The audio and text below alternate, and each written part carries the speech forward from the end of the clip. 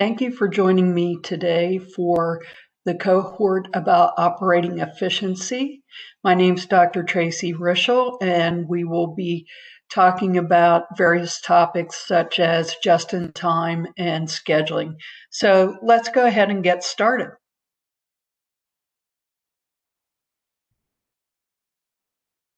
We're going to start out with a knowledge check, and this knowledge check has to do with just-in-time. Which of the following is an all-encompassing philosophy geared to eliminate waste or anything that does not add value? And your choices are A, total quality management, which is TQM, B, just in time, which is JIT, C is Kanban, D is continuous improvement, and E are push systems. So I'll give you a few seconds to think about that, and we'll look at the correct answer. All right, and the correct answer is B, just in time, or JIT. So the goal with JIT is to eliminate waste. It's a philosophy. There's a lot of different activities we can undertake in our facility to achieve just-in-time manufacturing. And when we're talking about eliminating waste, again, that's anything that does not add value, such as excess inventory, defects, excess movement, those types of things. And we'll talk about that in a little more detail in a few minutes. So just in time, when we boil it down, is getting the right product to the right place in the right quantity. And that also actually includes at the right time. So let's dig in further here. We'll do another knowledge check. Which of the following are the three elements of just-in-time? And your choices are A, TQM, just-in-time manufacturing, and Kanban. B, just-in-time manufacturing, continuous improvement, and employee empowerment. C, just-in-time manufacturing, TQM, and employee empowerment. D, TQM, respect for people, and Kanban. Or E, just-in-time manufacturing, TQM, and respect for people. So take a moment, think about that. And the correct answer is E, just-in-time manufacturing, TQM, and respect for people. These three are the basic underlying concepts of just-in-time. So within just-in-time, we often refer to push versus a pull system, and I know this at times confuses students, so let's clarify these systems. First of all, a push system is a traditional system that manufacturers used to use. And with this system, we anticipate customer demand by using a forecast or project what customers are going to demand in the future. We use this then to determine our production levels, and we use it to determine what raw materials we need to purchase to put into our production process. So we are pushing production through the process from raw material to customer, and we're producing product in advance of the demand materializing, hoping that it will. So we end up oftentimes with extra inventory, overproduction, extra costs, and we end up with inventory stored in our warehouse until that demand actually does materialize. This makes us vulnerable to a lot of risks. We have costs invested, demand may change, the product may become obsolete.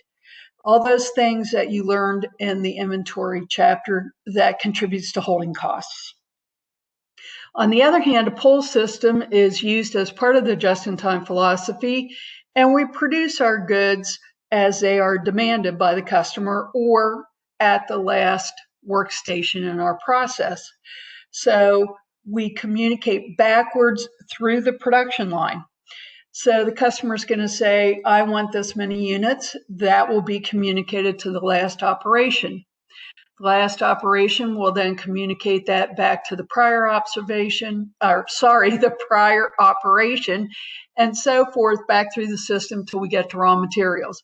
And then we are pulling the raw materials and the production process from customer to raw material. We pull it through the system, and that reduces our inventory levels and improves our value added activities. And we're going to talk again more about value added activities and reducing inventory levels. Again, another knowledge check. Which of the following does not help an organization achieve just in time? A, uniform plant loading. B, flexible resources. C, a push system. D, efficient facility layouts. Or E, small lots and quick setups. Which does not help an organization achieve just in time?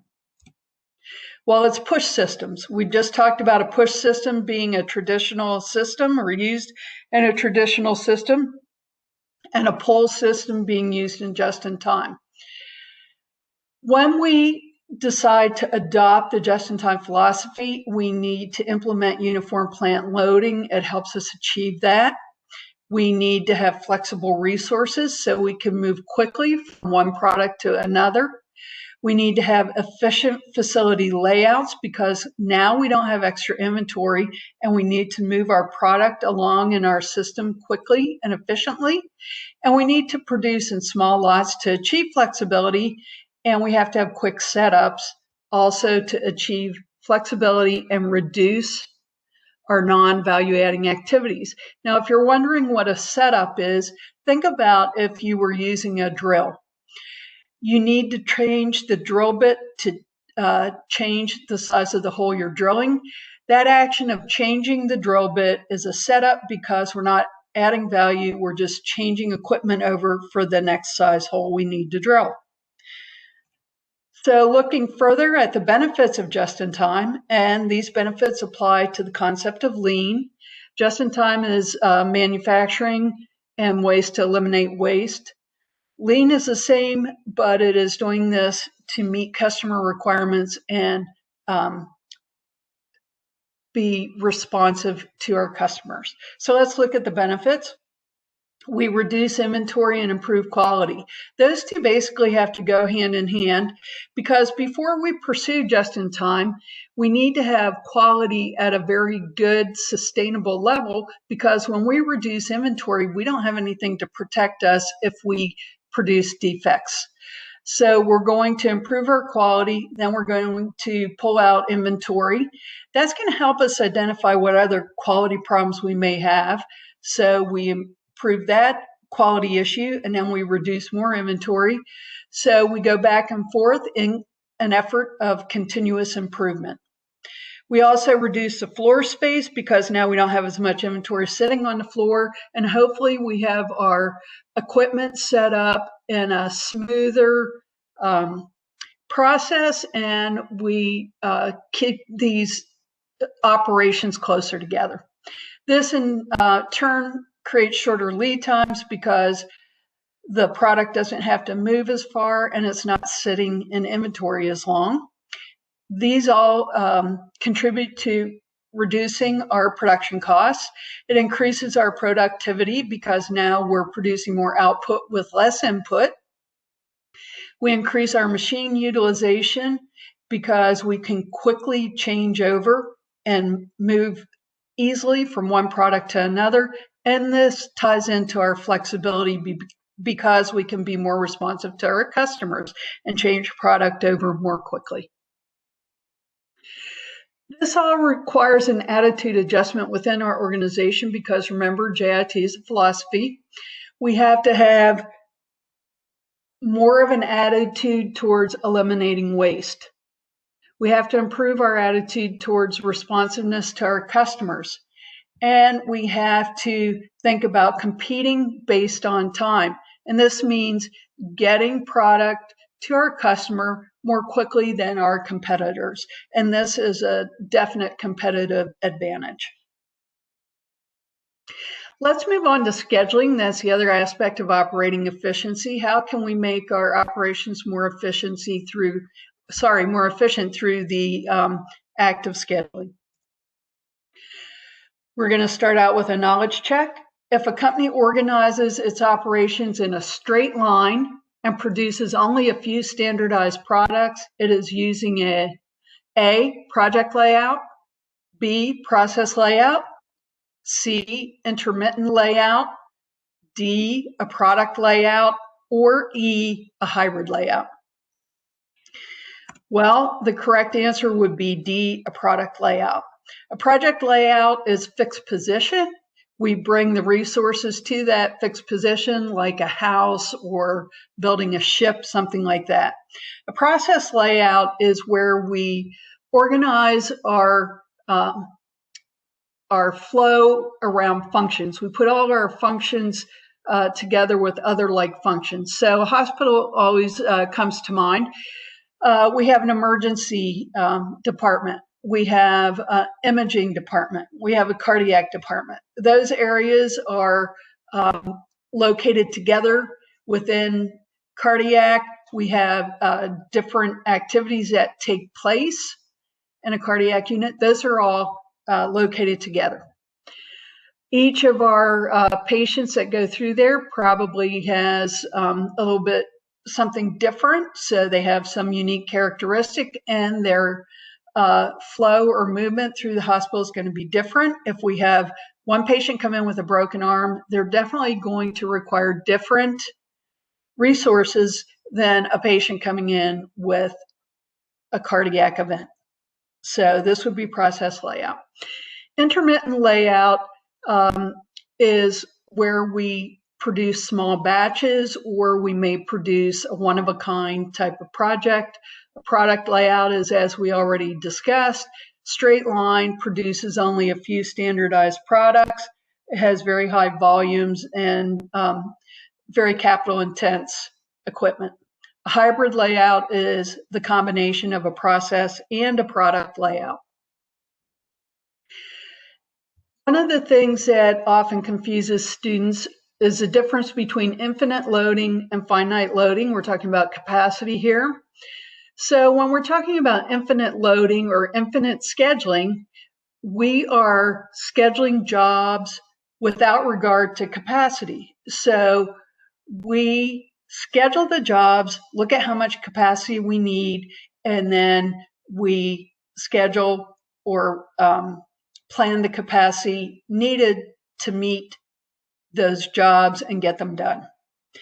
This helps us identify uneven workloads or bottlenecks, because sometimes we're not going to have a lot of demand, and so we may have excess capacity. Other times we're going to have high or peak demand. That's going to create a bottleneck. In other words, we don't have enough capacity, so we're going to have to schedule more or bring more capacity in to meet that demand. So if we take a look at a legal office, let's say we have a big case come in, we have 2 lawyers working on it. Since it's such a large case, we need to allocate more paralegals to that particular case. So that would sort of be a bottleneck, and we need to bring more capacity to that case or that job. Likewise, if we have something that's pretty easy and straightforward, we may only need 1 paralegal and 1 lawyer working on it. So we're going to adjust capacity to meet demand, and we just keep scheduling jobs without regard to the capacity. What a company will try to do is level out the resource requirements, or try to level out demand as much as possible, so we're not shifting capacity around more than we need to. On the other side of the aisle is finite loading. In this instance, we have a start and finish time for each event. So we have these jobs or events coming in, there's specific start and finish time, and we do not schedule any more work than we have capacity for. So if we have a job that comes in and it's going to require 30 hours, if we have 30 hours of capacity available, then we'll schedule that job. If the job requires 40 hours and we only have 30 hours of capacity, we're going to have to reevaluate that and maybe schedule it at a different time. So we're scheduling throughput according to our capacity. When it comes to people, we may set up appointments, or in a hotel reservations, we only have so much capacity. So we would use those to help us stay within our capacity limits. And a problem is oftentimes created if we get behind schedule, because it may be very difficult to make up that time. We may have to work overtime or hire temps, but it does become problematic. Another aspect of scheduling is forward scheduling and backward scheduling. Oftentimes students get this confused with finite and infinite loading. So let's see what forward scheduling and backward scheduling are all about. When we're doing forward scheduling and we have jobs come into us, we are going to schedule them as soon as they come into us, schedule them as early as possible. And we're going to start processing these jobs through the system as soon as we receive them. So typically, the job's going to finish up before the due date. And when we have this circumstance or scenario, we're creating inventory in our facility, because now we're done with this job, but the customer doesn't want it for another week. So it's going to sit in our warehouse or in our facility for another week, waiting to be shipped out to the customer. Again, this creates issues. It takes floor space. We have money invested in the inventory. We expose our inventory to theft and damage. So this is not necessarily a good idea, even though we will meet our due dates. Excuse me. Backward scheduling, on the other hand, is when we receive these jobs, we're going to look at the due date and we are going to back up from the due date, and then we will schedule the start date based on that. For example, we have a job comes in and it's due in 2 weeks. We are going to look at that due date. We're going to back up. Let's say the job takes 10 days. We're going to back up 10 days, and that's when we're going to actually start that job. So we're scheduling these jobs as late as possible, okay? Scheduling them as late as possible.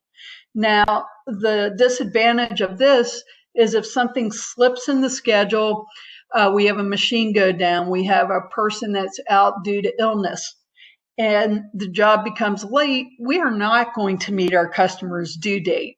And we will have to ship this to our customer late. And that makes for an unhappy customer. So again, we need to look at the pros and cons, and probably something in the middle between forward scheduling and backward scheduling would be the best scenario. That helps us have a little cushion in case we're get behind schedule, but we're also keeping inventory for less time than we would with a forward scheduling approach. Now let's do a knowledge check, and this has to do with bottlenecks. Okay, so this would be like a product focus layout. We have 3 operations that a product has to go through sequentially for production. So we have a product that we have to produce that's going to start at workstation 1, and we process it for 6 minutes on that workstation. It immediately moves to workstation 2, and we process it for 3 minutes, and then it moves on to workstation 3, and we process it for 8 minutes. So the first unit that comes off that line is going to take 17 minutes. But how long will it take till we get the second unit off that line, and the third, and the fourth? How much time elapses between each unit? And which workstation is the bottleneck? In other words, which workstation is determining how often a product comes off the line? What's pacing the line? So let's look at the answer, and then we'll come back and talk about this. Answers are that a product will come off of the line every 8 minutes. After we get unit 1 off the line in 17 minutes, unit 2 is going to come off the line 8 minutes later. Unit 3 is going to come off the line 8 minutes after unit 2, and so on. And workstation 3 is the bottleneck. It is the one that is pacing the line and determining our output. So when we look at this, we see workstation 3 has the longest processing time. This is, again, determining how much output we're going to get. So it is a bottleneck. It is causing the line to be somewhat congested. So let's take a look at other aspects of constraints and talk about the theory of constraints. A system's output is determined by three types of constraints. Number one is internal resource constraint. That's the illustration that we just looked at. Number two is market constraint. What is the demand for our item? If we can produce 12 in a day, but demand is only at 10, that's a constraint. We only want to produce 10 because we don't want to add 2 to inventory every day. The third type of constraint is policy constraint. That could be something like we don't want to work overtime. So these activities constrain our throughput. Theory of constraints is a very important concept, and we're going to look more closely at it. But keep in mind, a bottleneck is the operation, and it could be in a service or manufacturing, that determines our throughput or our output. It determines how many people we're going to serve or how many products we're going to produce in a given amount of time. And that's where our system gets congested, at the bottleneck. So we have a knowledge check that has to do with theory of constraints. Theory of constraints requires 5 steps. All right. Now, chances are I do not have these steps in the proper order. So what I want you to do is look at these 5 steps and put them in the proper order to achieve theory scheduling under theory of constraint scenario. So the first step I have listed here is do not let inertia set in and evaluate again. The second step I have listed is exploit or fully utilize the bottleneck. Third, elevate the bottleneck. 4, identify the bottleneck in the process. And 5, subordinate all other decisions to step 2. Schedule non-bottlenecks to support maximum use of bottleneck activities. So think about what order those steps should actually be taken in. So if we look at alternative A, I have it 1, 2, 3, 4, 5. Alternative B, step 3, then 4, then 5, then 2, then 1. C, step 4, then 2, then 5, then 3, then 1. Alternative D, step 4, then 3, then 2, then 5, and then 1. And step E,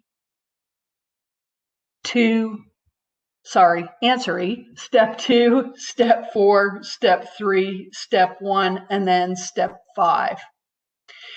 Well, if you look at this logically, in my mind anyways, the first thing that we would need to do is identify the bottleneck in the process, because before we can do anything with them, we need to identify them.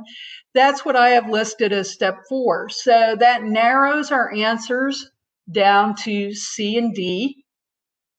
If you look at what I have listed as number 5, subordinate all other decisions to step 2, schedule non-bottlenecks to support maximum use of bottleneck activities. If you read that, that would lead you to believe that it's the third step in the process. Which answer has number 5 listed as a third step in the process? Well, that's answer C. Let's go back and look at it and see if this makes sense. All right, first step, identify the bottleneck in the process. That makes sense. Step 2, exploit or fully utilize the bottlenecks. In other words, we are going to use this bottleneck, or the utilization on this bottleneck is going to be as close to 100% as possible. And we'll talk about that in a few minutes.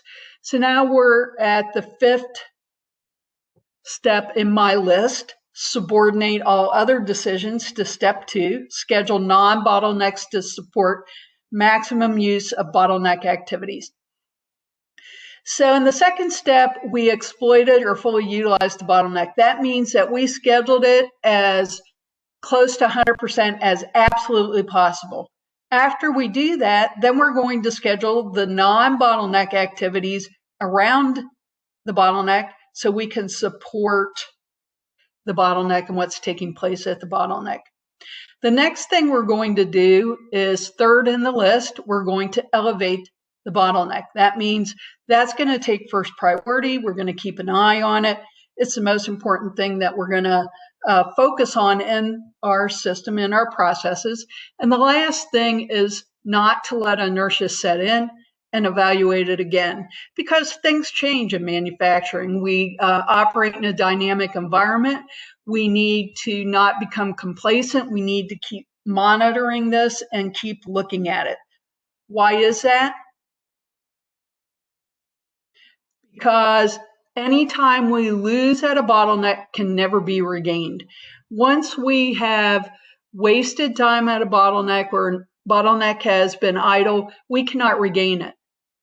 And remember, this activity, this operation is the one that is pacing our line. So if we lose 10 minutes at a bottleneck, that means we have 10 minutes less processing time, 10 minutes worth of less product that we can put through our system.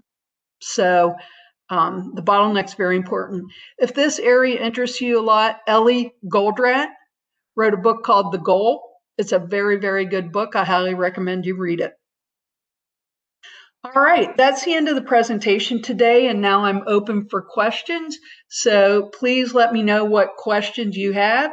I thank you greatly for attending this cohort, and good luck with your academic endeavors. Bye-bye.